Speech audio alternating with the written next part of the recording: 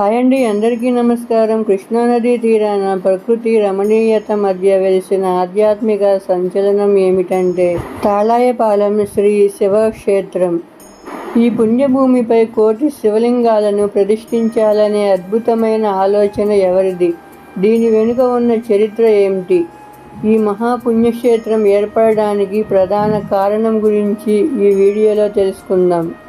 పరమ పూజ్య శైవ నిష్ఠా గరిష్ఠులు అయిన శ్రీ శ్రీ శివస్వామి గారు ఆ పరమశివుడిని తన శ్వాసగా భావించి శివస్వామి గారు హిందూ ధర్మ రక్షణ కోసం, లోక కళ్యాణం కోసం కృష్ణానదీ తీరాన ఒక అద్భుత ఆధ్యాత్మిక సామ్రాజ్యాన్ని నిర్మించాలని సంకల్పించారు. ఆ సంకల్పం నుంచే పుట్టింది ఈ శివక్షేత్రం. మన పురాణాల ప్రకారం ఎక్కడైతే కోటి శివలింగాలు పూజలు అందుకుంటాయో ఆ ప్రాంతం సాక్షాత్తు కైలాసంగా మారుతుంది. కర్ణాటకలోని కోలార్ జిల్లాలో ఉన్న కోటి లింగేశ్వర ఆలయం నుండి ప్రేరణ పొంది మన తెలుగు రాష్ట్రాల్లో కూడా భక్తులందరికీ అలాంటి ఒక దివ్య అనుభూతిని అందించాలనే ఉద్దేశంతో ఈ శైవ క్షేత్రం ప్రారంభమైంది. ఇక్కడ చరిత్రలో అత్యంత విశేషమైన ఘట్టం ఏమిటంటే ఈ కోటి శివలింగాలను ఏదో ఒక రాజు లేదా ఒకే ఒక్క వ్యక్తి ప్రతిష్ఠించలేదు.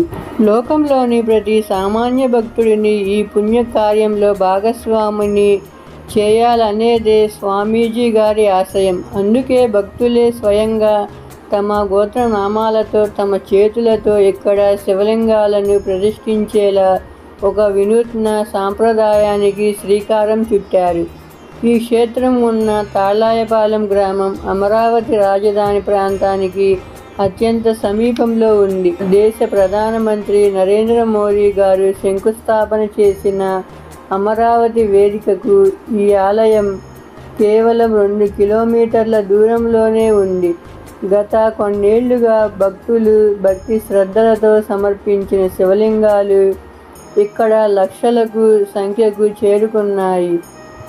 ప్రతి శివలింగానికి ప్రతిరోజు శాస్త్రోక్తంగా నిత్య ధూపదీప నైవేద్యాలు, అభిషేకాలు జరుగుతాయి.